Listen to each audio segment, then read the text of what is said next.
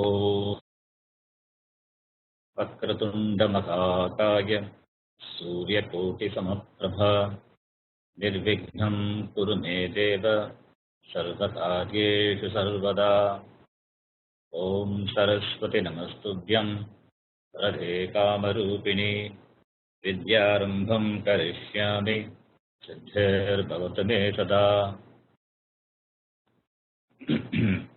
गुरवे सर्वलोकानां विषजे भवरोगिणां निधये सर्वविद्यानां दक्षिणामूर्तये नमः। ईश्वरो गुरुरात्मेति मूर्तिभेदविभागिने व्योमवद्व्याप्तदेहाय दक्षिणामूर्तये नमः। ॐ सदाशिवसमारम्भां शङ्कराचार्यमध्यमाम् अस्मदाचार्यपर्यन्तां वन्दे गुरुपरम्पराम्। ॐ गुरुर्ब्रह्मा गुरुर्विष्णुः गुरुर्देवो महेश्वरः गुरुः साक्षात् परं ब्रह्म तस्मै श्रीगुरवे नमः।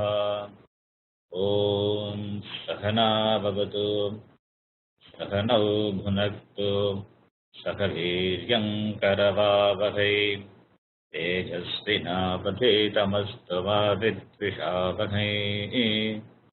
ॐ शान्तिः शान्तिः शान्तिः। हरिः ॐ।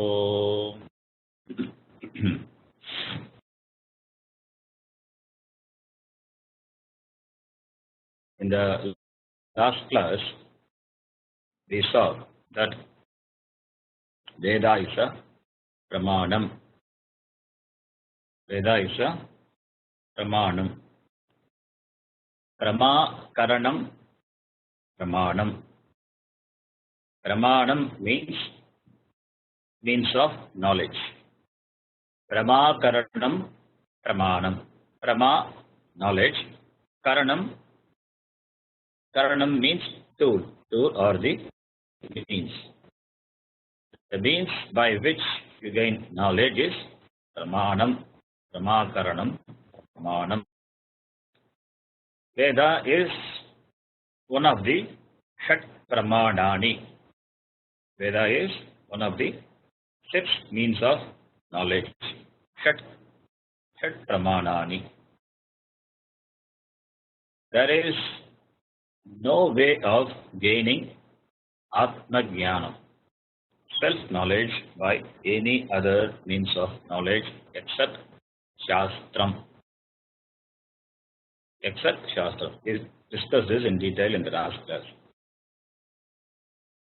This knowledge as such, any knowledge for that matter, it doesn't have any language.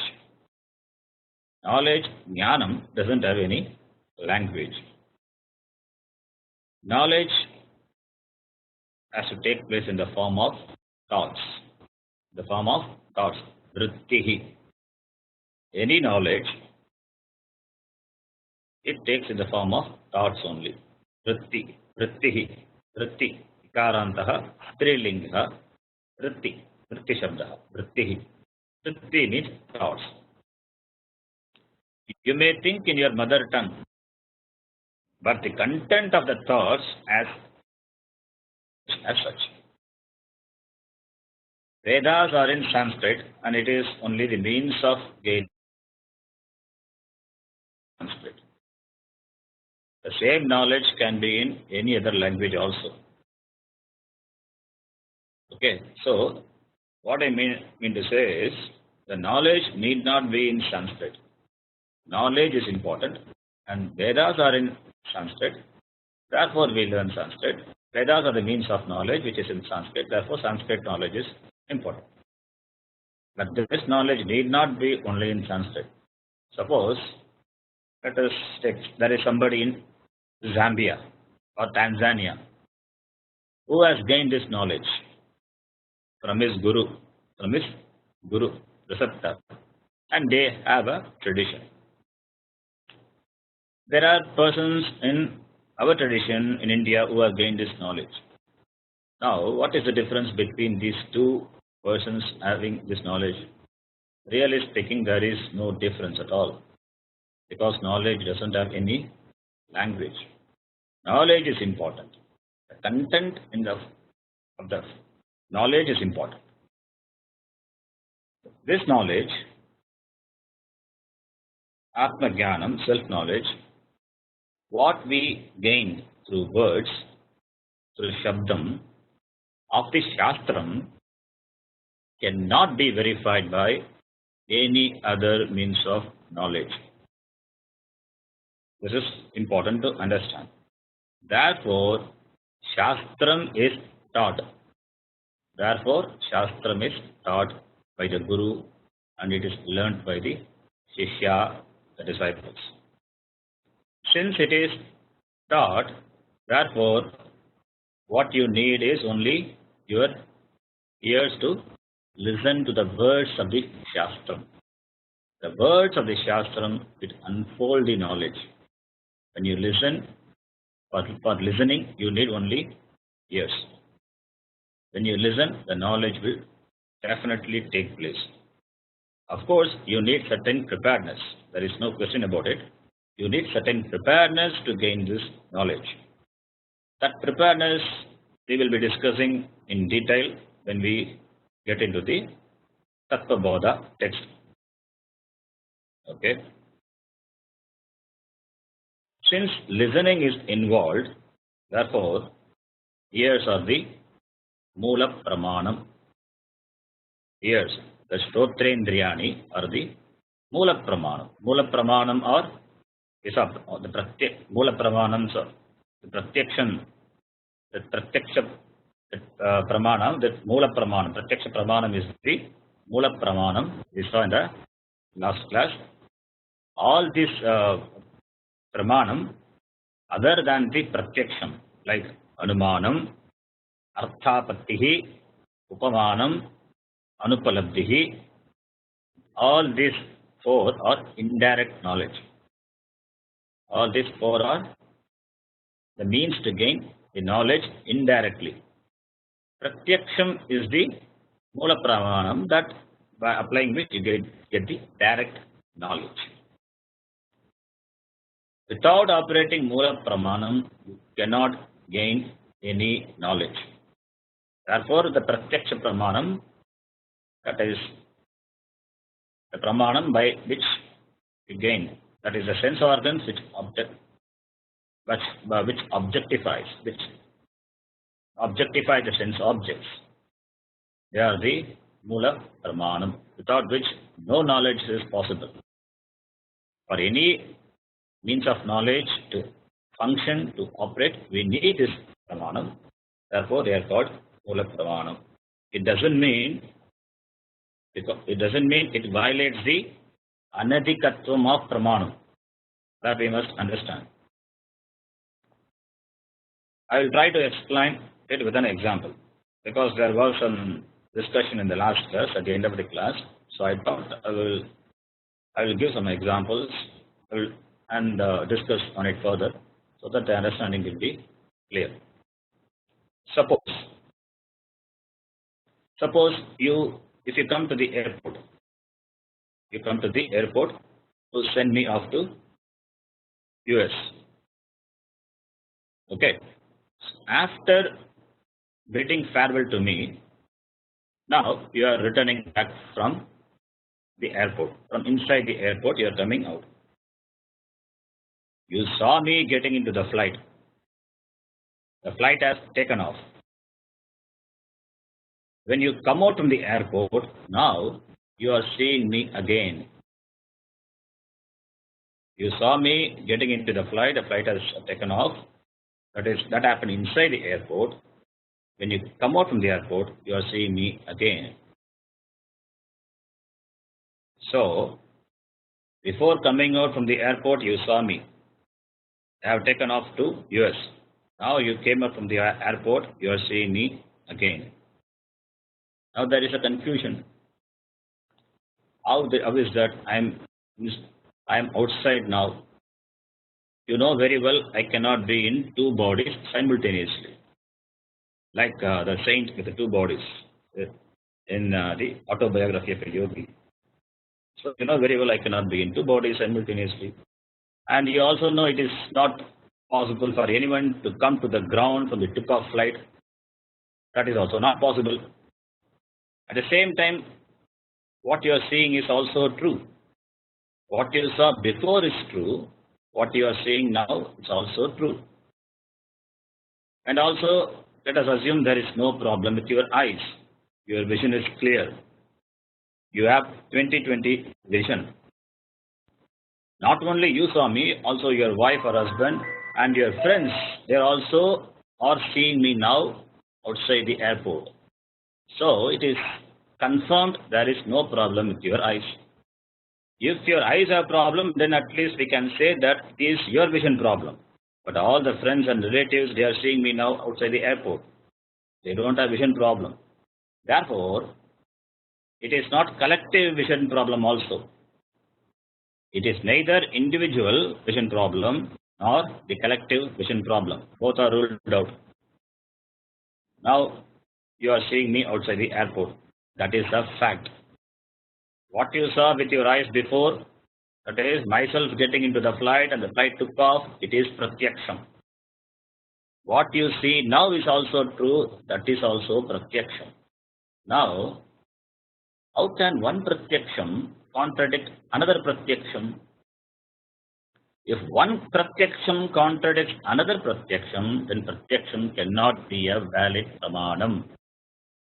If it is not valid, if pratyaksha pramanam is not a valid pramanam, then we should not believe what we see. We should not believe what we hear. We should not believe what we taste. We should not believe what we experience by touch. We should not believe what we smell. Therefore, there cannot be any problem with the perception of five organs. There are valid pratyaksha pramanam. Therefore, now we can conclude that the person whom you are seeing now outside the airport, it is not me. It is not me. It is somebody looking like me. Somebody having the resemblance of me. How do you gain this knowledge? It is anumana pramanam. It is anumana pramanam. You saw me getting into the flight and you are seeing me now. These two data are available to you now. From this you infer that it is not me but somebody else. This is inference. This is anumana pramanam. This is not, this doesn't violate the pratyaksha pramanam. Here pratyaksha is you are seeing me outside the airport. But you don't come to the conclusion that it is me. You applied anumana pramanam and come to the conclusion that it is not me, it is somebody looking like me. Right? Therefore, these two things doesn't violate anadhikatvam. Anadhikatvam, these two pramanam doesn't violate. Therefore, anumana pramanam, here it is a valid pramanam. I hope you understand now. So, when a pramanam contradicts itself, we apply another pramanam to arrive at the truth. In this example, there is pratyaksham as mula pramanam in both the pramanams. That is, inside the airport you saw me taking pictures. That is indriya pratyaksha pramanam. Outside the airport, you are seeing me now and you applied anumana pramanam. So, in both the pramanams, we apply the mula pramanam. There is no problem in that. Because for the pramanam to operate, we need mula pramanam. You have to see with your eyes. You don't have any option, right? So there is no question of one pramanam covering or disproving the other pramanam, for a pramanam to be a valid pramanam. Okay. So you saw me inside the airport, it is pratyaksham. You are seeing me now, it is another pratyaksham. One pratyaksham contradicted the other pratyaksham. No. For this pratyaksham, you use eyes. When you saw me outside the airport, your eyes perceived my form and presented the data to your mind. You then processed it. you compare with the previous pratyaksham, what you saw me inside the airport, because you already have gained the knowledge that I took off for US by pratyaksham. Now you cannot apply the same means of knowledge pratyaksham to gain the totally opposite knowledge. I am still in India.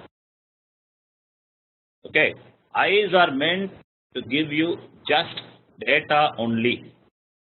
You process the perceptions and apply anumana pramanam and gain the knowledge. It is not me. The person whom you are seeing outside the airport, it is not me. Now tell me, where is the pratyaksham and anumana overlapping or disproving each other? No. Because you see with your eyes, it doesn't mean that there is overlapping of pramanam. In both the cases, seeing me inside the airport and outside the airport, there are pratyakshams, perceptions. The first case, by applying the pratyaksha pramanam, you gain knowledge. The second case, you took the data which the eyes provided you and processed it with your mind. Then you applied anumana pramanam and gained knowledge, not by pratyaksham. So there is no violation of pramanatvam. That is pramanat anadhikatatvam, abhaditatvam. Right? It should be clear now, I think. Okay. And this pratyaksham is of twofold.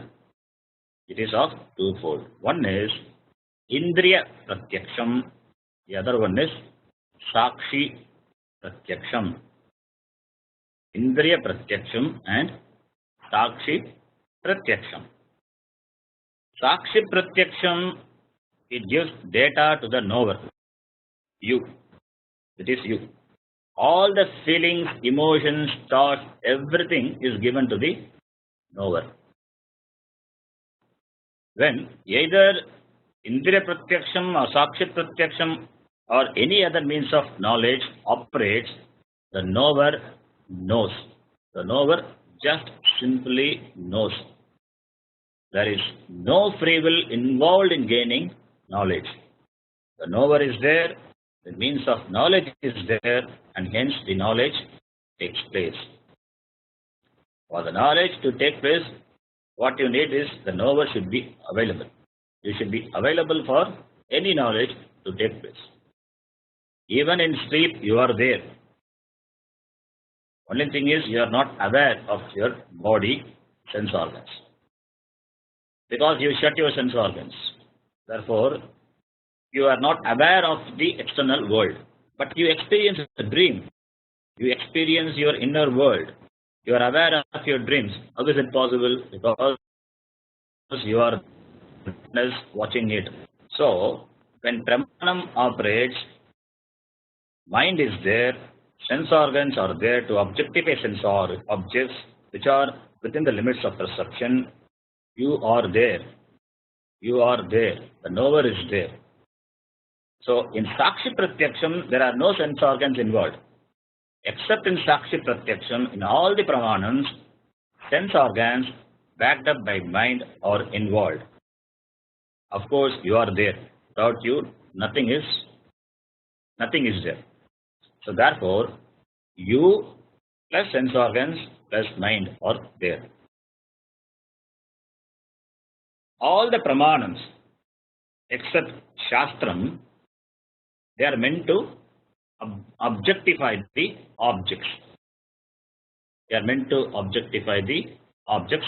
Karma. Karma is a word. Karma here, it is not the karma generally which we use in the term karma yoga. No, that is not the karma. Here, karma is a technical term.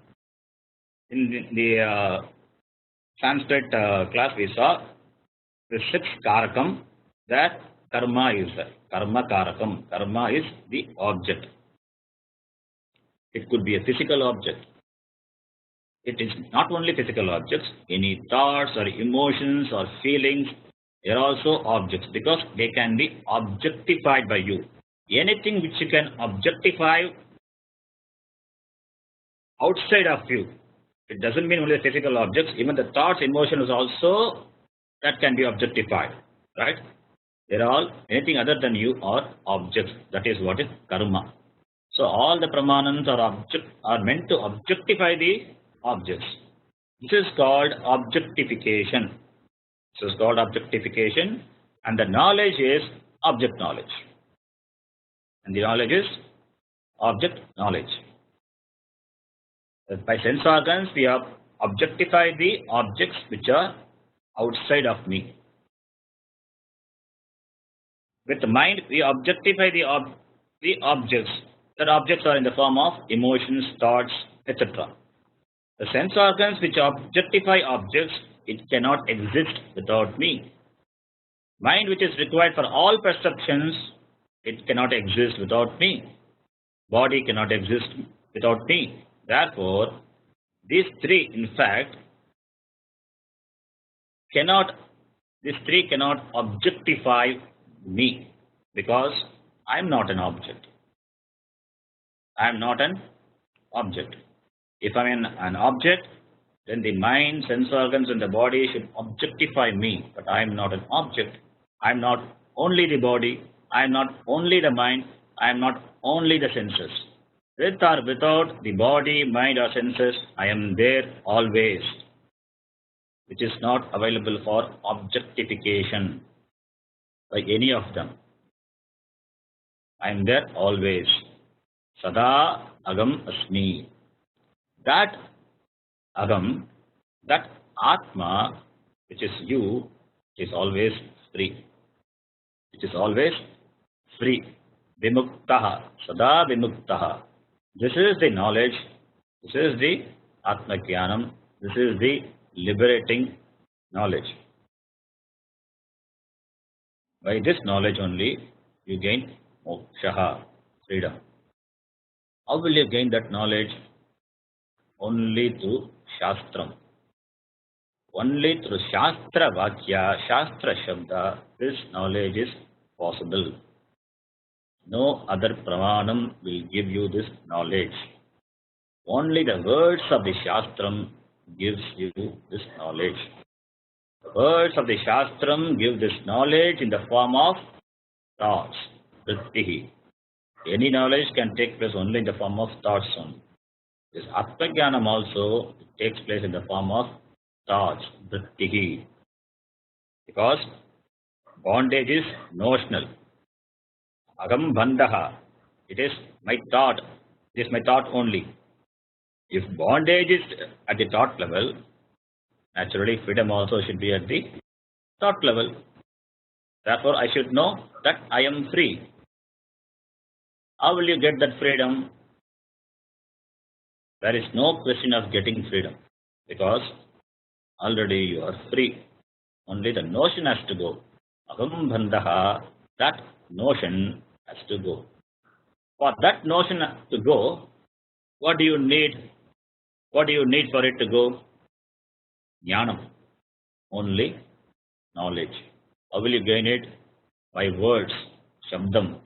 By words of the Shastram, Shabda, Shastra, Shabda, Shastra Vakya is the only means it can give you the knowledge. The wrong notions, what you have in the form of thoughts, that ajnana vritti, it has to go. It will go by the right knowledge, which is also in the form of thoughts generated by the words of the Shastram. So, by jnanam, by the words of the Shastram, you gain knowledge, and that knowledge, it removes the ajnana vritti. Suppose, if you have a notion, for example, that Sharon is addicted to alcohol and smoking. Okay, I'm taking myself as an example. Suppose you have a notion that I am addicted to alcohol and smoking. Somehow this notion has crept in you. Now, you watch day and night continuously for many days, and you find that I never smoke, I never drink, or I never go to parties. Now you have concluded that I don't have any such habits at all. How did you gain this knowledge? Previously, you had a wrong knowledge. Then you watched me day and night with your eyes, pratyaksham. Now your knowledge about me is completely changed. Similarly, the knowledge about you, what you think yourself to be, is wrong. It has to go. How will it go? You cannot know it just with the pratyaksham or any other means of knowledge within your range. Shastram has to come and unfold the vision and gives you knowledge. In gaining this knowledge, in gaining Atma-jnanam, what you need is you have to listen. You have to use your ears to listen to the teacher. You have to use Shrotrendriyani. When you hear, Shastram will do its job.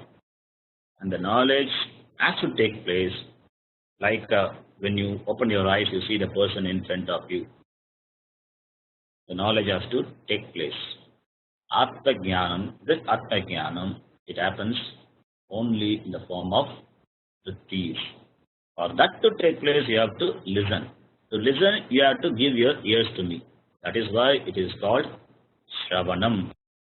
It's called Shravanam. Shravanam is listening. Exposure to Shastram is Shravanam. By Shravanam, by listening only, this Atma-jnanam takes place. Veda has this knowledge, and this knowledge has to be unfolded by the teachers in the tradition because they know the know-how of unfolding the vision of the Veda. Your job is just to listen. When you submit yourself to the Shastra Pramanam, the knowledge must take place. When you hear the words of the Shastram, knowledge takes place. You don't have any choice. You don't have any choice. You don't have any free will in not allowing the knowledge to take place. This is something we must understand. Knowledge is pramana tantram. Knowledge is pramana tantram. Any knowledge is pramana tantram. Knowledge is vastu tantram. Knowledge is vastu tantram. The knowledge of the objects are as real as the objects. Listen to this carefully. Your free will is totally suspended when knowledge takes place. Your free will is totally suspended when knowledge takes place. You cannot see a rose flower that you are holding in front of you other than what it is. If your vision is clear, you cannot see a rose flower other than what it is. You open your eyes and see the rose.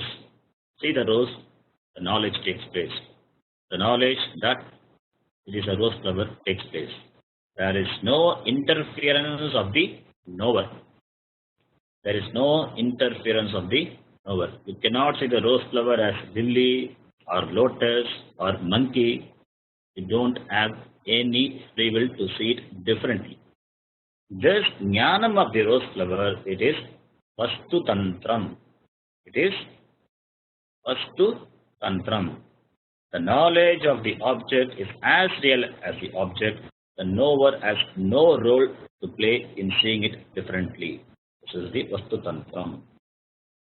You will see the rose as rose only. There is no option available to you. It is not kartru tantram.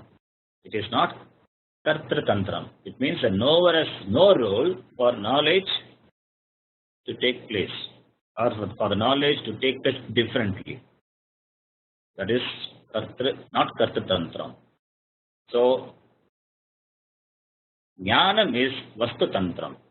Jnanam is vastu tantram. In gaining objects, karta is involved. In gaining objects, karta is involved. Karta means doer. The doer is involved. Yes, free will. In gaining objects, karta has got free will. Kartum shakyam Akartum shakyam, anyatha va kartum shakyam. Kartum shakyam, he can decide to do an action to accomplish an object. Kartum shakyam. Akartum shakyam, he can drop the idea of accomplishing it. He can drop it. Akartum shakyam, he need not do it. Anyatha va kartum shakyam, or he can do it in a different way. So, in gaining objects, the karta has got free will. Free will is involved, but not in gaining knowledge. In doing, yes, in doing we have free will. Kartritantram, in knowing we don't have free will. It is purely vastutantram. It is purely vastutantram. Therefore, in gaining Atma-jnanam, the only means is by listening to the words of the Shastram, which is nothing but knowledge, which is not available for any other means of knowledge. Gaining this knowledge, you become free, you become muktaha, mukta purushaha, you become liberated. Therefore, to gain moksha, you don't have to do anything. You need to get exposed to this knowledge as unfolded in the tradition by the teacher. Therefore, Shravanat Jnanam. Shravanat Jnanam. Shravanam is listening. By listening, knowledge takes place. Shravanat Jnanam and Jnanat Kaivalyam. By knowledge only, Kaivalyam, Mokshaha is attained. Kaivalya Praptihi, Moksha Praptihi. This must be clearly understood. Freedom is only by knowledge. There is no doing involved, only knowing. And for knowing, you have to keep your means of knowledge intact. Knowledge will take place because the knowledge is vastutantram. This must be understood clearly. Okay. Now, in general, there are two types of gaining. There are two types of gaining. The word for gaining is praptihi. It is praptihi. Praptihi means gaining. One is gaining what we don't have. One type of praptihi is gaining what we don't have. It is apraptasya praptihi. We say in Sanskrit, apraptasya praptihi. Gaining what we don't have. Apraptasya. The other type of gaining is removing the wrong knowledge that I don't have. Removing the wrong knowledge that I don't have. It means gaining what we have in terms of knowledge.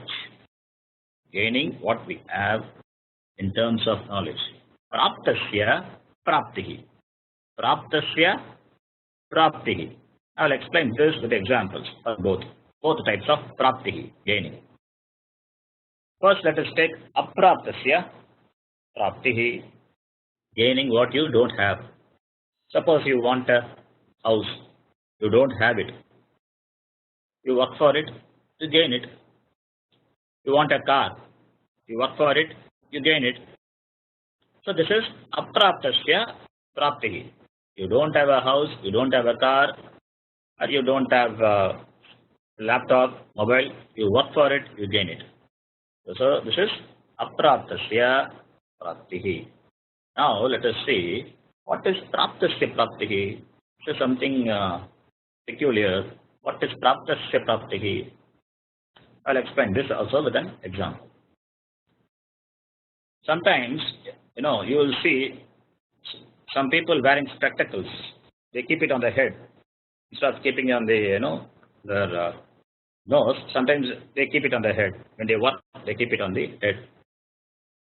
And they forget that the spectacles is on the head. Now they want to gain the spectacles. They look for the spectacles all over. They look for it in the kitchen, they look for it in the bedroom, in the toilet, on the reading table. And they could not find the spectacles anywhere. Now they will yell at their wife or children and ask, where did they keep the spectacles? Then the wife will come out from the kitchen and will say, smilingly, you are having it. You are wearing it. Now this person will ask, more anger, what? The wife will say, touch your head, you will find it. This fellow has to touch the head and gain the spectacles, what? Which he has already gained. So, what was he supposed to do to get the spectacles? He was searching for it all over by himself.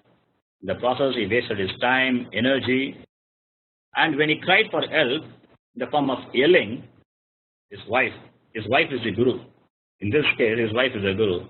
She just gently came out and watched a funny situation and her husband is and gave him the knowledge that the spectacles what he is searching all over is already with him, already available with him. Only he has to discover it. Now you tell me, did that person gain the spectacle by doing something? No. He had it. He just discovered that with himself. This is called gaining what has been gained already. Praptasya praptihi. In gaining what you have already, you don't need to do anything. No karma or action is involved. Only you need somebody to come and give you the knowledge that you are that what you are searching all over. I'll give another example. This example was given by Swamiji. It's a beautiful example. Once Swamiji was traveling in a flight. He was traveling from Delhi to Rishikesh by flight. Swamiji was sitting, and next to Swamiji, another person was sitting. He was a foreigner. He was a fatty person. So Swamiji was sitting, and next the person was sitting. This person is so big. In fact, the thigh, it was resting on the Swamiji's thigh. He was crushing it. In fact, so Swamiji was feeling. Was trying to sit a small, portion. This fellow was occupied the most of the seat. And this person saw that Swamiji was in orange robe, and since he's a foreigner, he doesn't know what the person is. The Swami Brahmachari doesn't have any idea about what it is. So he just wanted to start a conversation with Swamiji. He asked, "Oh, where are you going?" Swamiji said, "I'm going to Rishikesh." And Swamiji asked, "Where are you going?" "I'm also going to Rishikesh." "Oh, which place in Rishikesh you are going?" "Oh, I'm going to the Purani Jadi in Rishikesh." "Oh, Purani Jadi. Which ashram are you going to visit?" "Oh, I'm going to the Swami Dayananda ashram. I've heard about Swami Dayananda. I want to see him. I want to talk. I want to meet him." "Oh, now," and this person now asked, "Who are you?" Swamiji said, "I'm Swami Dayananda." Now you tell me, before knowing that he is Swami Dayananda, this person was already, this person doesn't know that it's Swami Dayananda. He is traveling all over to Rishikesh to see Swami Dayananda. Now, did the person gain Dayananda by any work now, by any action? No.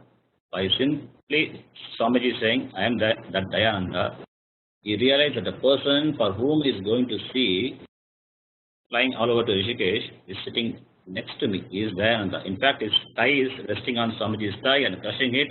Now he just discovered it is Dayananda. This knowledge, how did it come? He didn't gain Dayananda. He just acted that he is Dayananda. This knowledge, it's what it is. Praptasya praptihi. The person is sitting next to him. And to see that person is traveling all over to Rishikesh. So, what did he have to do? Now he has just to see, he has to discover that the person sitting next to him is the person who is going to see in Rishikesh. This is the gaining what he has already gained. The person is sitting next to him, already gained one. So this is the example, best example for praptasya praptihi. Okay. So therefore, now we can say apraptasya praptaye, in gaining what you don't have, apraptasya praptaye karmanaha tatparatvam asti. Apraptasya praptaye karmanaha tatparatvam asti. The scope of karma is gaining only what you don't have. So this person is flying to Rishikesh to see Swamiji because that action, that flying action, the traveling action is gaining what he don't have, what he doesn't have now. Praptasya praptaye jnanasya tatparatvam asti. In gaining what you already have, what you need is only jnana. The knowledge that the next person sitting next to him is nothing but the person whom he wants to see in Rishikesh. That is the knowledge. By gaining that knowledge, he gains that person. This is praptasya praptihi. Apraptasya praptaye karmanaha tatparatvam. Praptasya praptaye jnanasya tatparatvam. Okay. Since moksha, that freedom, it's already being a siddha vastu. Siddha vastu means already an achieved one. Because you are what you are searching for all over. Since moksha being a siddha vastu means it is the yes, swarupa. The freedom is your nature. Therefore, praptasya praptaye, in gaining what you have already, what we need is only jnanam, knowledge. What you need is knowledge. Therefore, you don't need any karma. No action is involved in gaining moksha. Therefore, karmana na mokshaha bhavati. Karmana na mokshaha bhavati. By karma, by action, you don't gain moksha. Why? Siddha vishayatvat. Siddha vishayatvat. Because it being already an achieved one, you don't need karma. Tasmat jnanat eva mokshaha. Only by jnanam you gain freedom. Why? Because it is again siddha vishayatvat. It is an already achieved one. Therefore, what you need is only jnanam. Okay. For moksha, we need knowledge, and this knowledge is given only by the Shastram. All the texts, all the Vedantic texts which give this knowledge is Shastram only. Shastram doesn't mean only the Vedas. All the texts, Vedantic texts which give this knowledge is Shastram only. In our tradition, in our sampradaya, we consider that the main source of knowledge, Atmajnanam, to be Shastram. That Shastram, it is in the form of Shruti, number one, Shruti, also called as Upanishads, which is the end portion of Vedanta, end portions of the Veda, called Vedanta, which is number one. Number two, it is Bhagavad Gita. Number two, it is Bhagavad Gita. Number three, Brahma Sutrani. So these three are considered to be the main source of knowledge. These three together are called Prasthanatrayam. These three together are called Prasthanatrayam. Jnana Vishaye Prakarshena Tishtati iti Prasthanam. That is the main, the three source of knowledge. It is Prasthanatrayam. Trayam means three. Prasthanam, we can say it is the source of knowledge. So we can translate Prasthanatrayam as source of knowledge. Or we can translate as these are the foundation. foundations of the knowledge. This knowledge. For this knowledge, these three are the foundation. Upanishads are part of the Veda, Shruti. Therefore, it is Shruti Prasthanam. It is Shruti Prasthanam. Bhagavad Gita, we know it is a part of Mahabharata, the form of the teaching given by Krishna to Arjuna in the battlefield. So it is a part of Mahabharata, and Mahabharata is a Smriti Grantha. It is a Smriti Prasthanam. It is the Smriti Prasthanam. Shruti were not written by anyone. Shruti, as such, the knowledge obtained by the rishis in their meditation, given by Ishvara himself. Bhagavad Gita is a Smriti Grantha written by Vyasacharya. Written by a person, Vyasacharya. Therefore, it is a Smriti Prasthanam. The third one is the Vedantic Sutra literature. It is in the form of Sutra, Brahma Sutra, which was also written by Vyasacharya, a person. Therefore, it is a Nyaya Prasthanam. It is a Nyaya. That is, in Brahma Sutra, Vyasacharya has given that Sutra, that is a Tattvaryam of the Upanishads in the form of Sutra. There are about 555 Sutras.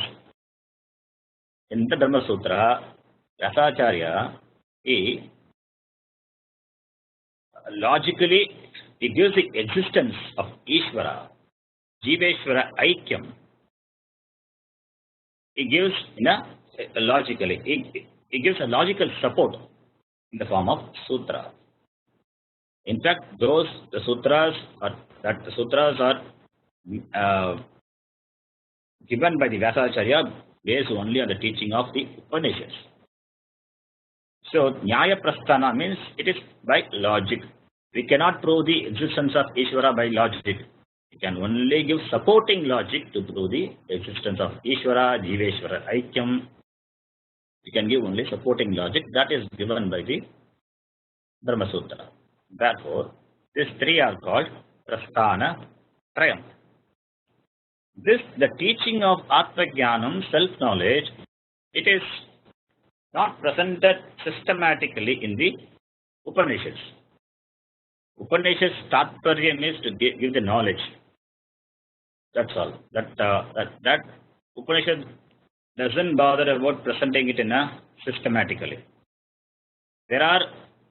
If you find there will be maybe some difference in the Upanishad in terms of the certain prakriyas, but the teaching is common. That is also established by the Brahma Sutra. That teaching, that Atmajnanam, since it is not presented systematically, a beginner should not get into the listening to the Upanishad itself in the beginning. It will be very difficult for the listener to start with. Therefore, in our tradition, the great acharyas, they have presented the topics, the methods, and the teaching of the Upanishads systematically in the form of some text, Vedantic text. These texts are called Prakarana Grantaha. These texts are called Prakarana Grantaha. There are many Prakarana Grantaha available. Starting from Tattvabodha, Prabodha Sudhakara, Viveka Chudamani, Vatya Vritti, Aparokshanubhuti, Atmabodha, huge collection of Prakarana Granthas are available. Among all the Prakarana Grantha, the very simplest form of Prakarana Grantha for the beginner is Tattvabodha. Tattvabodha, in Tattvabodha, the teacher has covered almost all the topics, the methods. The teaching also is given very systematically. It is a very simpler text. Tattvabodha, it is in the form of a prose. This Prakarana Grantha can be in the form of prose or in the form of poetry. Poetry means shloka. Like Gita, we can chant.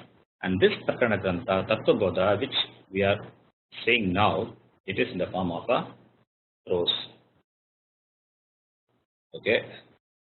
So this Prakarana Grantha, Tattvabodha, like any other Grantha, any other Prakarana Grantha, it also starts with a prayer. Now, today we will chant the first verse. This prayer in the form of a verse. So we will chant the first verse. We will get into the meaning of this verse from the next class onwards. So you all can chant with me. I'm sharing that file. You can see in the screen. So I will chant slowly, and you can also chant with me. This is the prayer verse. Any Grantha will start only with the prayer. Prayer is very important, prarthana. Whether it is a Kaika or Manasa or Vachika, prayer will be there. Even in Panini Ashtadhyayi, prayer is there. The first sutra itself is a prayer as well as it is the Sanya Sutra. It's a beautiful form of prayer. And this Prakarana Grantha, the prayer of this Prakarana Grantha, the intention with which the author has said, it is really giving its palam, fruit. This because almost all the Vedantic students, they study this Prakarana Grantha. It means what? Prakarana Grantha is still available. We don't know when it was written. Still available now for readers, and it is widely read. Therefore, the prayer of the author is fructified. Yes? Fructified. Okay. Now, I will chant the first prayer verse. You can also chant with me. Vasudevendra Yogindram. Vasudevendra Yogindram. You can chant 2 times. Vasudevendra Yogindram. Natva Jnanapradam Gurum. Natva Jnanapradam Gurum. Natva Jnanapradam Gurum. Mumukshunam hitarthaya. Mumukshunam hitarthaya.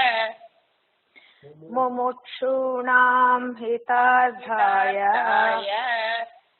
Tattvabodho bhidiyate. Tattvabodho bhidiyate. Tattvabodho bhidiyate. Okay. Vasudevendra Yogindram. Natva Jnanapradam Gurum. Mumukshunam itharthaya. Tattvabodho bhidiyate. Okay, this I'll give the simple meaning of the text now. We will see the meaning of each verse in detail in the next class. Vasudevendra Yogindram. Vasudevendra Yogindra is the name of the person. Is a Acharya, is a teacher of this text. Is a teacher of this text. The author of this text, whoever it may be, you will see who it is. It is considered, it is in our tradition, it is considered to be Shankaracharya, but it is clear it is not Shankaracharya. I will tell you what it is in the next class. So the author is Natva, having saluted his Guru. His Guru is Vasudevendra Yogindra. He salutes this Guru, Vasudevendra Yogindra. And what type of Guru is he? Jnanapradam Gurum. Jnanapradam. He, the Guru, is a giver of knowledge. Jnanapradam. Jnanam prakarshena dadati iti jnanapradam. The one who gives knowledge. Mumukshunam hitarthaya. The author says its intention of writing this text. Mumukshunam hitarthaya. For the welfare. Hitarthaya. For the welfare of mumukshus. Mumukshu is the one who wants, whose desire to be liberated. Moktum Icha Mumuksha, and the person who has this Icha is a Mumukshu. So, for the seekers of freedom, for the welfare of the seekers of freedom, Tattvabodha is the name of this text. Abhidhiyate, it is presented. So, having saluted the Vasudevendra Yogindra, who is the giver of knowledge, for the welfare of the Mumukshus, this Tattvabodha is presented by me. So, this is the prayer verse. Here in this first verse, the author is salutes his Guru and also gives his intention in writing this text. The details of this text and also the continuation of this we will see in the next class. Om Purnamadah Purnamidam Purnat Purnamudachyate Purnasya Purnamadaya Purnamevavasishyate Om Shanti Shanti Shanti Harihi Om Shri Gurubhyo Namaha Harihi Om. If you have any doubts, you can ask me. If you have any doubts, you can ask me. Lalita and Chandrasekhar ji, I explained that your doubts, what you have in the previous class, in detail, with an example in this class. I hope you understand. That was clear. Yeah, better. Okay. Okay, if you have any doubts, anybody has any doubts, they can ask me.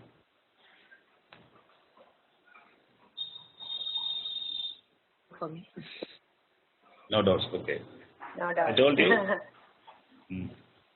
So I have one small question. Yeah, please. That the Prasthanasriyam. Prasthanatrayam, yeah. Yes. Okay. The Bhagavad Gita and Brahma Sutra. Mm-hmm. Are the three only considered the Shastras? So how about the rest of the smoothies and things like that? So is Bhagavad Gita only smoothie included in the Shastra? Sorry, I can't get your question again. No. When you talk about the Prasthanasriyam, Bhagavad Gita is one of the smritis. Yeah. So you have the other smritis. So are they not considered to be Shastras? They are Shastra only, but for this is a Prasthanatrayam. It is the main source of knowledge. These three are only considered to be the main sources of knowledge. Prasthanatrayam. This Purana, the Puranic literature, right? They are not considered. They are considered to be a secondary scripture. They are considered to be the secondary scripture. So that is why they are smritis. But we don't see. We are not neglecting smritis. We also accept smriti. But where the teaching is, the focus is on the teaching. So that we consider. Even in Bhagavad Gita, there are a lot of things are discussed, right? Maybe the same Atma Jnanam is presented in the form of the other Gitas also in the Mahabharata. In fact, in the Mahabharata, there is one more Gita called Anugita. Arjuna, Krishna has the same knowledge, what he gave in the form of Bhagavad Gita. Then Krishna told, that knowledge, I cannot repeat the whole thing again, but I can give you, because that knowledge was given to me in a different, state. So I can give you the knowledge in this simpler form. He gave that. But in the tradition, generally we read Bhagavad Gita. We give importance to the Gita because that Gita focuses on the teaching very exhaustively, right? So therefore, it is considered to be the Prasthanatrayam. I'm not saying it is not other things are not Pramanam, but these are considered to be the main sources of knowledge. All these Smriti also, they talk about the same thing, but in the form of stories, in the form of some depictions, it is there, right? But this is what we consider in the, that is why we accept Shruti also, we accept Smriti as also Pramanam, And for the Smriti Pramanam, we give the status of Smriti, that is main status to Gita, Bhagavad Gita, and we also accept Brahma Sutra, which is the form of Sutra literature. So these three things if you study, you will come to know the Tattvarya of the teaching of the Upanishad. Right? So, okay. So Prasthanatrayam I am typing here for those who don't know how it is to be written. If you have any doubt in writing that, you can tell me, I will type it. I have a question. Is there a Yes. sequence between these three Prasthanatrayam for a seeker to go, this is first, this is later, things like that? The way I perceive the Brahma Sutram is the toughest to grasp. Is there a sequence that you need to read Bhagavad Gita first or Upanishads later and then the Brahma Sutra as such? Okay. See, our final focus is to read the Brahma Sutra. Even I see. Okay. Acharya has written. No, it doesn't mean we should get into Brahma Sutra first. You will not understand anything. Okay. Right. Even right. Acharya, Shankaracharya, he wanted to write commentary for Brahma Sutra. To get into Brahma Sutram, you should know the Smriti, because the sutras are taken, most of sutra you will find that it is taken from the Upanishads. Right. Right? So without knowing Upanishads, you cannot get into the Nyaya Prasthanam, that is the Brahma Sutra. Right? So therefore you should read the Shruti first. But Shruti being, it's very, as I told you, the teaching is not presented systematically, therefore that is also difficult. So therefore we read simple Vedantic text like Prakarana Grantha, Tattvabodha. Prakarana Grantha. I see. Right? Okay, and I'm typing for those who don't know this, how to write the Prasthanam, the Sanskrit words. Yeah, Prasthanam. If you want any other thing to be, I mean the Sanskrit word to be typed, I can type. And can you see my whiteboard? Let me see. Okay. So if you want to, if you don't know how certain words are written in Sanskrit, you can tell me. I will type it, which we came across in today's class. And any other, yeah. Yeah, no, I just wrote it in Sanskrit as you were describing. Only mistake where I had was the third one. I wrote it as a Nyaya Prasthanam. So is that Nyaya? So is there any subtle difference between them, Nyaya and Nyaya? Oh, what did you write? You wrote like this? I wrote it as Nyaya. No, like this or what? Like Jnanam. Oh, Jnanam. No, Jnanam is, no, that is not correct. That's Jnanam not is, okay. Yeah, Nyaya is logic. Yeah, Nyaya is logic. Logic. Logical reasoning. Nyaya. Yeah, okay. Okay.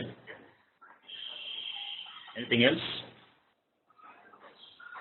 And it's Prasthana Trayam, not Prasthana Trayam. Oh, it is Prasthana, because it is a samasa, it is a compound word. Prasthana Trayam only. It is Prasthana, it's a single word. This hyphen doesn't mean that there are two words. It is a single word. Prasthana Trayam. But when you split it, you write it as Prasthana. Okay. Like, but, split the samasa, how will it be? See, if you want to split this, you can split. Sthanam, sthane, sthanani. So, prasthani, trini, you can say. Right? Three. Prasthanatrayam, it is a group name. So, if you want to split it, you can say the word for trayam, it is trini. In Bhagavachanam, Tribhyaha, trini, not Tribhyaha, sorry, trini. Prasthanani, trini, something. I think it will come like that. Since this is Pratama Vibhakti Ekavachanam, that is why Prasthanatrayam. It's a group name. It's a collective name. Napunskalingam. Yeah. Trayam. Okay. Anything else? Yeah. I hope that that the confusion about the pramanam should be clear. Yeah, definitely. This helped him. Yeah, this pramanam is very important. I mean, you have to understand what pramanam is. And Shastram is the only pramanam for this jnanam that you must understand. That is what is called Shraddha. In most of the modern traditions, you will not find this. They missed the point. So that is why so many mystical traditions have come into existence. It all they talk about the experience. There is no experience involved in it. There is only knowing involved. Knowledge is important. Right. People generally they want to experience Atma. There is no experience of Atma. It is ever experienced. So if you experience Atma, you are again making an Atma an object of experience, which can objectify with your sense organs. So if it can objectify with your sense organs, then it's an object. So if it is an object, therefore it will have all the dosha, all the defects of an object. How can Atma can have defects? If it has defects, then you are not free. There is no use of working for freedom, right? But how do you define Atmanubhava? How do you define Atmanubhava? Atmanubhava is not a special anubhava. Anubhava, generally we say, translate as experience. It is ever experience. That is what it is. Atmanubhava is when you gain knowledge, you know what you are. As I told you the example. Right. Okay, this person who was did he have the did he have to? I mean, he didn't have to do anything to gain the anubhava of Swamiji because he is experiencing at that moment. In fact, as I told you, his thigh is resting on the Swamiji's thigh, right? But he doesn't know he is Swamiji. It is ever experienced, but he doesn't know. So when the Swamiji says, "I am that Swami Dayananda you are looking for," then what happened? There is no anubhava. There is only knowledge which gave him that the Dayananda is already experienced by me, right? So that is a thing we say it as Atma Anubhava. That is Anubhava Atma is there in all the Anubhava. It is not a special Anubhava. Only thing is we are we are confused, or we have got the wrong notion that Atma is to be experienced. If it is to be experienced, then you are limiting the Atma also to be an object. It cannot be an object.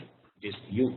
So there is no special experience involved. Atmanubhava is a term, is a word which they use in the tradition, but it has to be unfolded or understood properly with proper example, or appropriate translation of the term Atmanubhava. Right. They usually use it for like a Janaka, all these people, the characteristics of Atmanubhavi, etc. So I was wondering. Yeah. Okay. Yes. Any other questions? You have to ask a lot of questions. So, because generally in the tradition, this knowledge is in the form of the dialogue with the teacher. That's called Samvada. That's why in Gita, Arjuna Uvacha, Shri Bhagavan Uvacha, Arjuna Uvacha means Arjuna he asks questions and Bhagavan will reply. Arjuna will ask questions, Bhagavan will reply. There's a series of dialogues. So Guru Shishya Samvada is there. So Guru will tell the same thing by using by adopting different techniques, different methods, different prakriya, but he will tell the same thing. But Shishya will not be satisfied. He will having the same doubt in the corner of his mind. So he will put the same question in different words. But the Guru knows what he is asking. Guru will tell the same thing again in the words which a Shishya can understand. So it's always it's a Samvada, it's a dialogue. But when we teach, we cannot, accommodate when the person asking questions. So many people will be asking questions. There will be interruption in the teaching. Therefore, at the end of the class, we have encouraged the students to ask questions. In our ashram, there is always a question session called satsang. The night time, whatever we discover in the morning, so much taught us, the night satsanga, we will ask questions. If there are any doubts, we will have enough time to ponder over it. So we will come back and ask questions, and Swamiji will reply. And sometimes he may not reply immediately. He will say, we will see that question in the next class. So that is how our understanding gets deepened. I have a question. Yeah. Vasudevendra, so it has to be a name of the Guru. Can it not be Vishnu or Krishna? I was under the impression. Yeah, it could be. It can be interpreted as the name of the Vishnu. That we are going to see that. Vasudevendra Yogendra. It could be the name of the Ishvara himself, and the author salutes the Ishvara as well as the Guru. It can be taken in that way also, or the other way of interpreting the interpreting is that Guru himself is the Ishvara, because he reveals the knowledge to the Shishya. Therefore, the author, if he praises, he gives the position of Ishvara to the Guru and says, Guru is Ishvara, is a Yogindra, Vasudeva Yogindra, is Vishnu himself who is giving this knowledge. In that way also the verse can be interpreted. No problem in that. Yes. Yeah, but the experiential the thing which you brought out, I mean, that's a wrong notion that generally people have, including me. I used to have that. But what I mean by that experience here is, you say it has to be unfolded through a teacher by means of the shastras and all that. It being an abstract concept, so the individual whoever gains that knowledge has to grasp the concept behind that and then digest it and then apply it to his individual self. So that is a kind of experience. That's what I understood it to be even without knowing that you are right, you are what you are. Even without knowing that what you are. But now, what happens after this knowledge? When the wrong notions drop off, then your whole outlook towards your life, the life situations, your sukha, dukkha will change.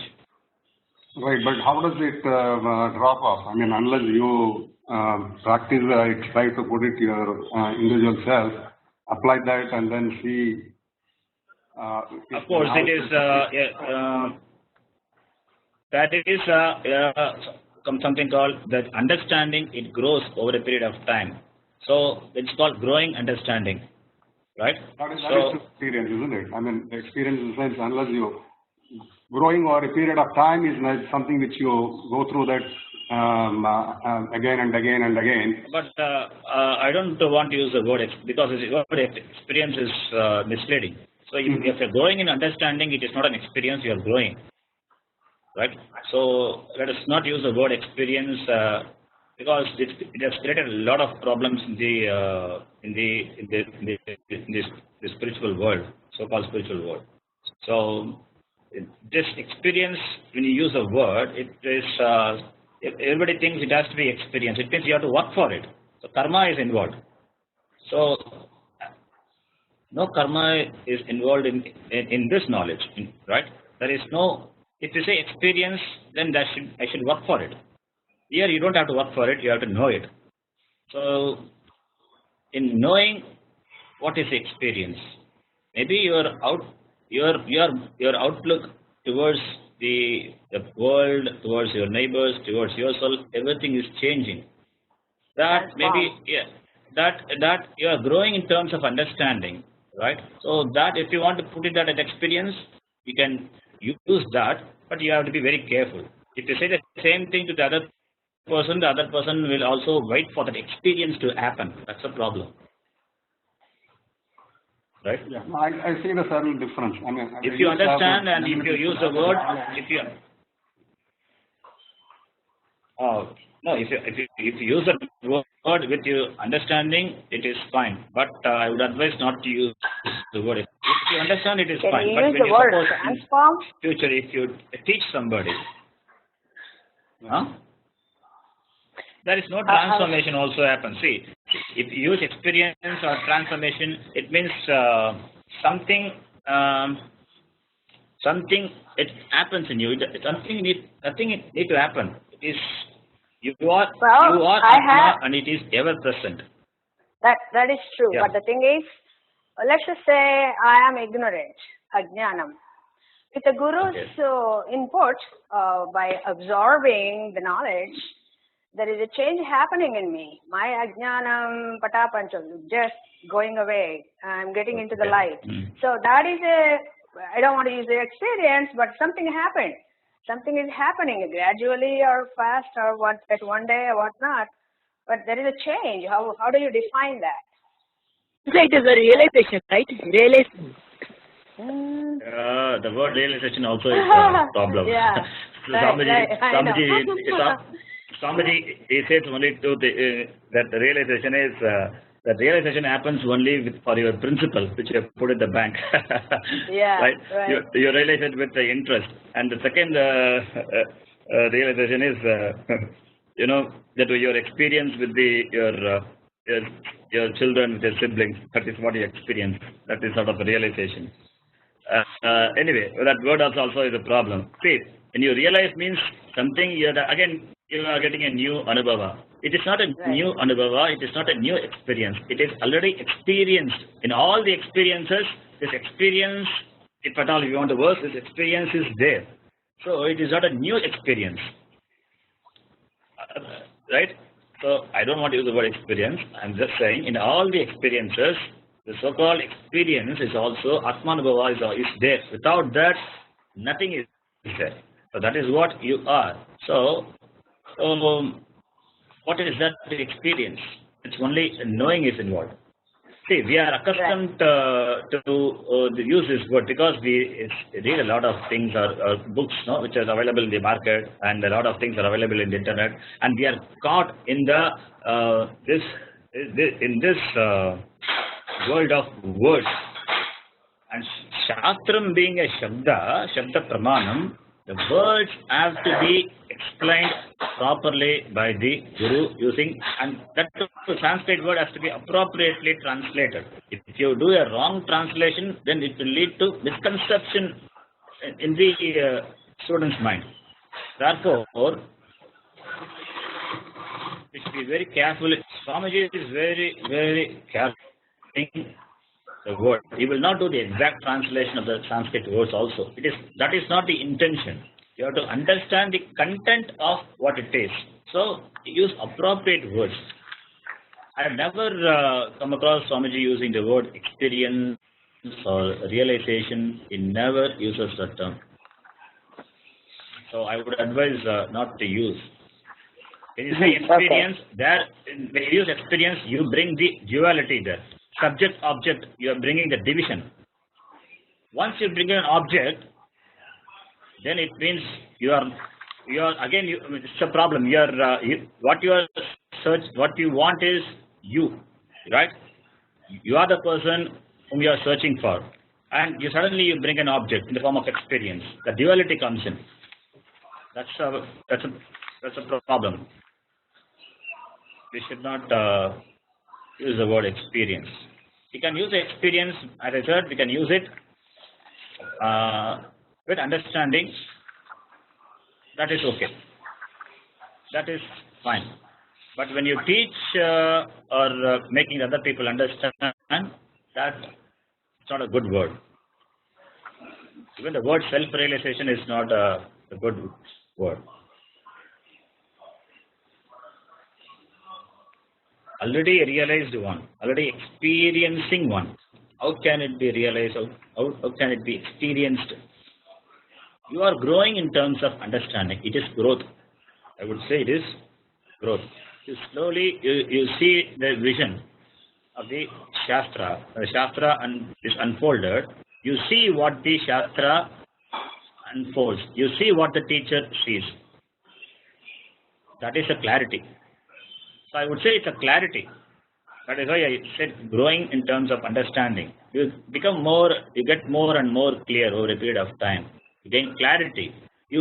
Because of clarity, now you know how to deal with the world, how to deal with the people, how to deal with the life situations. Before that, you were not clear how to deal with it. You are confused. Now you are clear. So your whole approach will change. That you want to call experience? I don't have any problem in using that in that sense. But you have to be careful.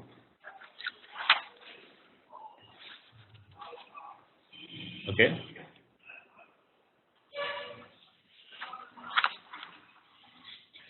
Thank you, sir. Thank you, teacher. Thank you. Anything else? Anybody? You can ask me, no problem. Or if you want to type your questions and send it to my email, that also it's okay.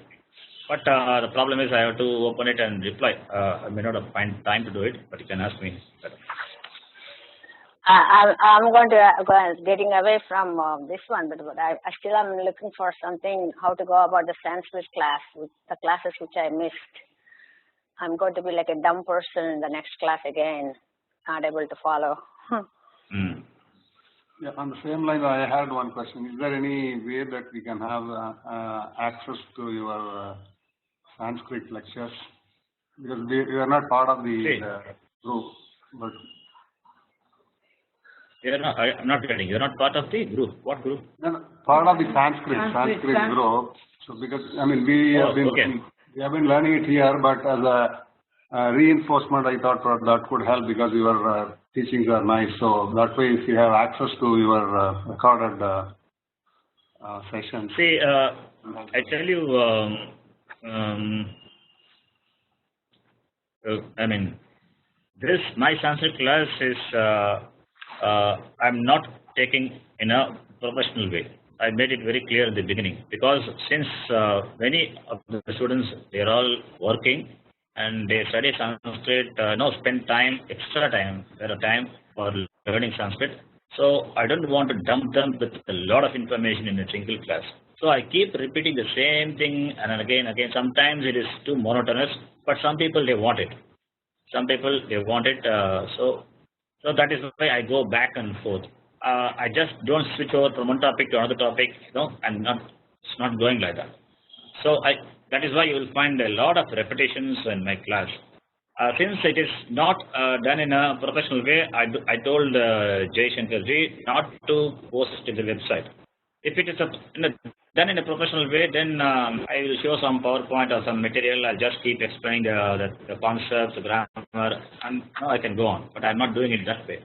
So that is why those things are not posted. But I record that and keep it as a backup in case some students ask me. I can share that. So I have got some few recordings. I'm taking this class since last.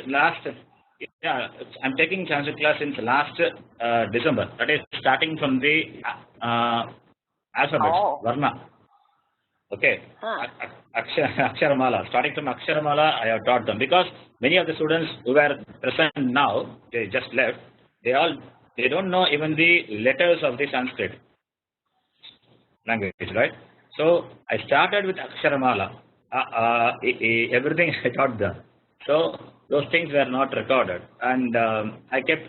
In fact, after that, we saw a lot of things: Subanta and Tinganta, and simple sentences, Bhavati, Bhavata, Bhavanti, and Rama Shabda, Hari Shabda, Guru Shabda. A lot of things I taught them. All the genders, all the Vachanam. So now we are seeing Vyanjana Sandhi. So what I'm saying is, all these recordings, all these things were not recorded. One of the last 10 classes, I think 10 or 9 classes were recorded, and it is kept as a backup in case the students who miss a class, they want to listen. I can share those classes. I have uploaded all these classes in my Google Drive. So what I can do is I can give access to my Google Drive to you. You can go back and to my Google Drive. You will get a mail from me. Once I give access to you, you will get information from me. So you can go to my Google Drive and open the classes in the order. You will find in the file, in the bracket, it will have a number 1, 2, 3. Yes, 0001. Yes, 0002. You will have numbers. You can see the numbers, and that is the sequence of the classes, right? So whichever class which is relevant for you, you can choose and you can listen. You can download and listen. That I can do it for you, right? Yeah. And that's not a problem at all. Only thing is, Okay. of course, we know we have gone through certain stages, but definitely these are things like these shastras and these Sanskrit and all. It's not going to, we are not going to learn in one sitting. So the more you hear, or the more sources you get, and then repeatedly you go through that, then only it gets. Yeah, I can give. So that way, definitely, whatever any little information or any, like all these you said, like Subantas and all that. So we definitely would like to have some basic understanding of the foundations. Okay. So that way, it No definitely. problem. I can give access to you, and Yeah. yeah, I can give access to you, and you can go and you can download those files to your system, and you can listen. I don't have any problem. The only thing what I cautioned was you may feel monotonous and sometimes boring to listen to the same thing. But I didn't feel boring. I think whatever you have, the recordings, the recent ones, is good enough for me as well. I have some basic knowledge of Sanskrit, but not the ones what you're teaching now. I mean, I know without knowing the rules how to go about it, all these things I already figured it out, but I don't know the rule, why I am doing that. So when you explained the other day, I'm kind of understanding it, but all those words which is matching with that, I just need to have some more knowledge because I missed all those classes. So that way when I come next class, I won't feel really like a dumb person. I will send you some notes, what I use in my class, some PowerPoint and some notes. You can go through that. It is only for the beginners. Even it is That's there fine. from the notes starts from the Sanskrit alphabets. Okay, so you can go through that. And for others, I mean Lalita Chandrasekharji and Nagatulji, I'll give the access to my Google Drive, so you can. We can definitely. Yeah, you can do it. Yeah. You can do it. I don't have any problem in that. You can do it. Yeah. But since I'm not taking in a professional way, I don't want it to be recorded and posted. That's okay. Right now, what we are listening to you is pretty good for me. Okay. In the class, so it doesn't have to be professional way. It's just for our understanding. That's fine. I go through the classes in the Samskrita Bharati, but that's spoken. It's not quite very to the point of the grammar. What you're teaching is not there. Okay. I just wanted to learn. Yeah. See, and I teach Sanskrit in my own way because I know the struggle which the beginners have to undergo. So certain things I do it for the beginner's sake, and later I will modify it. So this is my method, my prakriti. That's fine. Okay? That's fine. Yeah. So again, in Sanskrit also, it is a growing understanding. You become more and more clear when you keep learning different topics in the Sanskrit grammar. Right. Okay. All right. Thank you all. Thank you. Good night. Dhanyawada. Zandraji, do you follow? Hello? Zandraji? Can you listen? Can you hear me? Yes, you hearing me? Yeah, I can hear you now. Yeah, I can hear you. Yes, I'm following. I'm enjoying it. Okay. Yes, Okay. I had It is knowledge about the pramanam. very good. You give some more days so that I can go and research a little more. I Okay. understood the shruti, the smriti, but nyai, the shruti you said is not written by anyone. Yeah. Smriti is written like Bhagavad Gita and All the Puranas. and the Puranas. Yeah. The Nyaya consists of what? It is Nyaya literature. It is the Brahma Sutra. Nyaya Prasthanam. It is Brahma Sutra written by Vyasacharya. It is also written by somebody, some person. Okay, all right. Nyaya Prasthanam is Brahma Sutra. Not only Brahma Sutra, there are so many Nyaya, literatures are available. Okay. All right. But Prasthanam is the primary source of knowledge. For Nyaya Prasthanam, it is considered to be Brahma Sutra. Kandraji, this is I think the 7th or the 8th class of Tattvabodha. The previous classes are there. I mean, introduction to the Shastra, introduction to Pramanam, starting from the Purushartha. It is there in the website, arshavidyavarshini.org. It is there in the YouTube. So we have a website, and it is uploaded into the website. You can go and have a look, and you can listen to the previous classes. In fact, today is a first class. I started with the first text, first shloka, first verse of the this Tattvabodha text. So, really speaking, you didn't miss it anything. It's a good. All right. Because whatever the previous classes, it was just an. Yeah, when you were talking to the other students, I did say to Sawad, I will very much love to have. I will very much love to have your previous classes too. You did in Sanskrit. So well, he will tell you because with the technology, he is more aware of where can I go. Yeah, I know. Yeah. Okay, I'll tell him. Yeah, I can tell him and make it available for you. No problem. All right. Thank you so much, and I'm really enjoying it. Tonight I had to go away to the village, but I said, you know what? I can't miss this. That I will be for the class tonight, and then tomorrow I will go to the village. Okay. Thank you. Right. Thanks. Thank you very much. Thank you. Karanji. Yeah, namaste. Karanji, I want to join Gita class also. Can you make it? Yeah, why not? Yeah, Gita chanting. I don't have I have some problem with the WhatsApp. I couldn't send you a message. No problem. I can add it the Gita chanting group. It is on Thursday. Friday. Right? Friday morning. Yeah, it's a Friday. Are you in India? Now I am in the last week. That's why I didn't attend the class because I was traveling. That's okay. I can add it in my the Gita chanting group. It is on Friday morning, 5:30. Right? Okay. This number will be the same. Meeting number will be the same. I will send you through WhatsApp, or I'm sending through WhatsApp. I'm sending through Google Hangout, and I'm sending through Gmail also. Okay then. Okay. The number, the meeting number, meeting password. I think everything will be different. I think it's different for everyone. Okay. Today I got it from Basanti only. That's why I'm telling. I didn't have the message in my. Okay. Thank you, sir. Thank you. Thank you. Okay. Thank you. See you. Bye.